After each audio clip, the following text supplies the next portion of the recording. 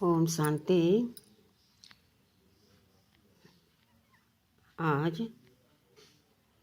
सावन का तीसरा सोमवार है।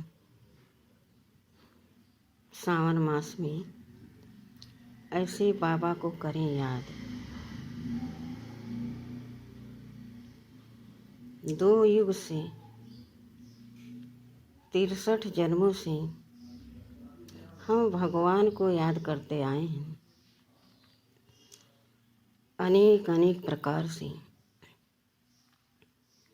अनेक अनेक साधनों से,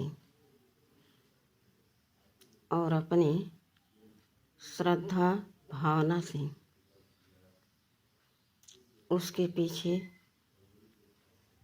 अपना भला भी सोचते आए कि भगवान से जो कुछ कहेंगे वो हमारी मन्नतें ज़रूर पूरी करेंगे, और भगवान करते भी हैं। जब देवी देवताएं साधारण मानव बन जाते हैं तब भला उनकी मन्नतें पूरी क्या मंदिर की मूर्तियों में हो जाती है? क्या उनमें जान होती है? इन सब बातों को समझने के लिए अपने विवेक को जागृत करना पड़ेगा।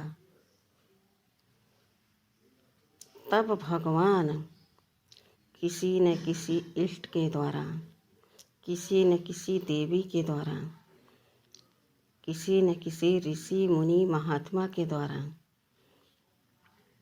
आपका कार्य सकुशल करवाते हैं।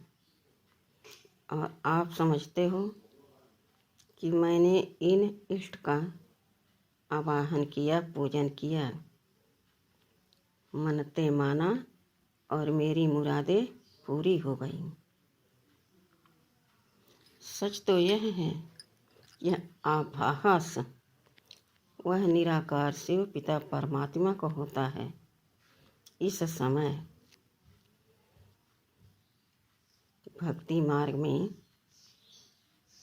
इस समय भावनाओं का भाड़ा भी भगवान देते हैं, किसी न किसी माध्यम से।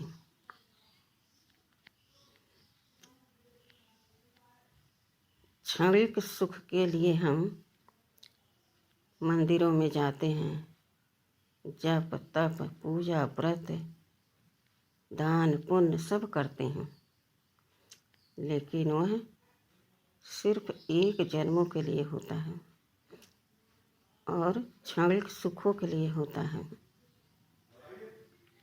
जैसे कोई दुख आया, हम पहुंच गए अपने इष्ट के पास, अपने देवी के पास, वही मेरा दुख मिटा सकते हैं, और मिट भी जाता है। क्या हमने कभी कोशिश की कि जो देवताएं प्रैक्टिकल में अब नहीं हैं, उनकी जड़ मूर्तियों में प्राण प्रतिष्ठा कहाँ से आई? वह शक्ति कहाँ से आई जो हमारी मनोकामना पूर्ण करती है? वह एक ही सर्वशक्तिमान है। तो उनकी शक्तियों से किसी न किसी माध्यम से सब भक्तों का कार्य पूरा होता रहता है और विश्वास भी बना रहता है। लेकिन आज इस कलयुग के अंत में और सतयुग के आदि में उस बीज को संगम युग कहा जाता है। उस संगम युग में निराकार परम पिता परमात्मा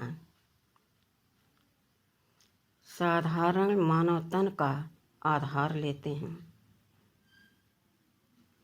उनके माध्यम से सृष्टि का परिवर्तन करना शुरू करते हैं, अर्थात स्वर्ग का नवनिर्माण करते हैं उनके माध्यम से। भगवान जब ब्रह्मा के मुखार बिंद से, उनके भ्रुकुटी के मध्य में, उनकी आत्मा की बाजू में जब बैठकर यह महावाक्य सुनाते हैं, तब ब्रह्मा के भी कान सुनते हैं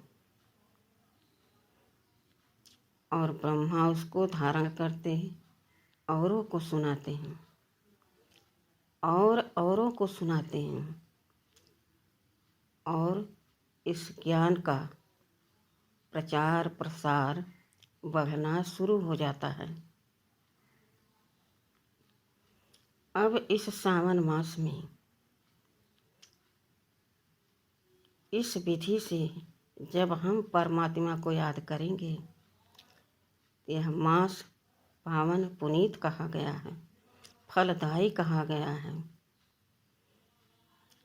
तो हम याद करें शिव भगवान को। लेकिन उसके लिए हमें विधि जाननी होगी। भक्ति मार्ग में तो हम अपने मनमानी याद करते, सुनते, समझते आए, भजन कीर्तन किया, कानों को रस मिला, लेकिन परिवर्तन अपने अंदर नहीं आया। न हमने विचारों में परिवर्तन किया, न कर्मों में। तो सिर्फ केवल गायन करने से क्या भाग्य बदल जाएगा? हम सत्कर्म ही न करें और कहें कि पूरा समाज सत्ययुग की तरह कार्यभार संभाले, तो ऐसा संभव नहीं है। उसके लिए हमें विकारों का त्याग करना पड़ेगा और सुविचारों का अपने अंदर धारण करने पड़ेंगे। तो अब हम भरपूर होकर यहाँ से जाएंगे। अब तक भक्ति मार्ग में हम भगवान को थोड़ा सा मनाए, थोड़ा सा सुख पाएं, लेकिन अभी सांसों सांस भगवान को हम हर सब कुछ कर्म, बोल, अपने संकल्प उनको अर्पण करें, उनकी श्रीमत का पालन करें, तो हमारे स्वभाव, संस्कार और हमारे भाग्य भी चमक जाएंगे। तो कैसे याद करेंगे? इस सृष्टि पर भगवान कैसे आया? वह तो अजन्मा है, अभोक्ता है, निराकार है, जन्म मरण से न्यारे हैं, कर्म भोग से न्यारे हैं, और इस दुनिया में एक बार आते हैं। इस विधि को समझकर जब हम याद करेंगे, तो हमारी चढ़ती कला होगी। हमें महसूस होगा कि वो हो जो आज तक हमें ऋषि मुनि नीति नीति कहते चले आए, मैं भगवान को नहीं जानता। भगवान का न अंत है न आदि है, लेकिन आज हम स्पष्ट सब कुछ देख रहे हैं, सुन रहे हैं, समझ रहे हैं और कर्म में उतार रहे हैं। यह मुझे दृढ़ निश्चय हो गया है कि भगवान एक है, निराकार है। वह किसी शरीर के माध्यम से इस सृष्टि का नव निर्माण करते हैं, और उसमें जो आत्माएं अपना योगदान देती हैं, यूँ कहीं पूरा समर्पण अर्पण कर देती हैं, स्वयं समर्पण हो जाती हैं भगवान के प्रति और सब कुछ अपना अर्पण कर देती हैं, तो भगवान उनको भरतू करके इस दुनिया से अपने साथ ले जाते हैं और सब कुछ दे करके इस स्वच्छ सृष्टि पर सत्य युग स्थापन करते हैं।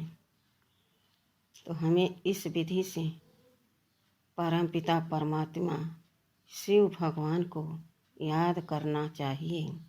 अगर अपना भाग्य सौभाग्य में बदलना चाहते हैं तो थोड़ी मेहनत, थोड़ी लगन, थोड़ा उत्साह और थोड़ी धैर्यता, सहनशीलता तो अपने आप में लाना ही पड़ेगा। तो अब वह निराकार शिव इस साकार ब्रह्मा के तन से यह कार्य करवा रहे हैं। जो आत्माएं इनके मुख से ज्ञान सुनती हैं, किनके? ब्रह्मा के, तो वह ब्राह्मण बन जाती हैं, मुखवंशावली ब्राह्मण। और फिर जब निराकार शिव को याद करती हैं ब्रह्मा के थ्रू, तो उनको निराकार शिव का सब कुछ प्राप्त हो जाता है। अब इस दुनिया में किसी के पास क्या है? काम, क्रोध, लोभ, मोह, अहंकार, ईर्ष्या, नफरत, घृणा। और इससे क्या मिलता है? शरीर को, मन को कष्ट, शरीर अस्वस्थ, बीमार, मन एकदम बेचैन, ढूंढता रहता है कहाँ पर जाएं, कैसे शांति मिले। लेकिन जब हम भगवान के बनते हैं तो हमें सुख, शांति, आनंद, प्रेम सब कुछ स्वतः अपने आप अनुभव होता जाता है कि पहले मैं किस तरह का अपना जीवन यापन करते थे और आज मैं क्या से क्या बन गई हूँ। आत्मा कहती है, पहले मैं कौड़ियों से खेलती थी, आज मैं हीरा खुद बन रही हूँ। आत्मा चमकती ज्योति निखरती जाती है और भगवान की याद से हमारे जन्म जन्मांतर के पाप भस्म होते जाते हैं और फिर अंतरात्मा एकदम प्योर बनती जाती है। जब बर्तन खाली हो तो उसमें दूसरा वस्तु रखें। इसके लिए पहले हमें तीव्र गति से, दृढ़ निश्चय से परमात्मा से कनेक्शन जोड़कर अपने विकर्मों को भस्म करना होगा। और जैसे हमारे विकर्म हमारे अंदर से खत्म होते जाएंगे, वैसे ही दूसरी तरफ से हमारी अंतरात्मा सद्गुणों से, सद्ज्ञान से, सद्विवेक से भरती जाएगी और तब हम भरतु होकर अपने घर अपने पिता के साथ जाएंगे। ज्ञान तो अब सबको समझ में आ गया होगा, लेकिन निरंतर इस विधि को अपनाते रहना चाहिए। 24 घंटे हम गपशप में रहें और 1 घंटे हम भगवान को याद करें तो कितना पाप कटेगा। इसलिए 24 घंटे हर सेकंड, हर सांस में परमपिता परमात्मा को अपने मन बुद्धि से, प्रेम निष्ठा से याद करना चाहिए। योग अक्षर न कह करके याद अक्षर सहज, सरल, सुगम है, कहने में भी सुनने में भी। परमात्मा से अच्छा, मीठा, प्यारा, सुख देने वाला इस संसार में न कोई व्यक्ति है, न कोई वस्तु है।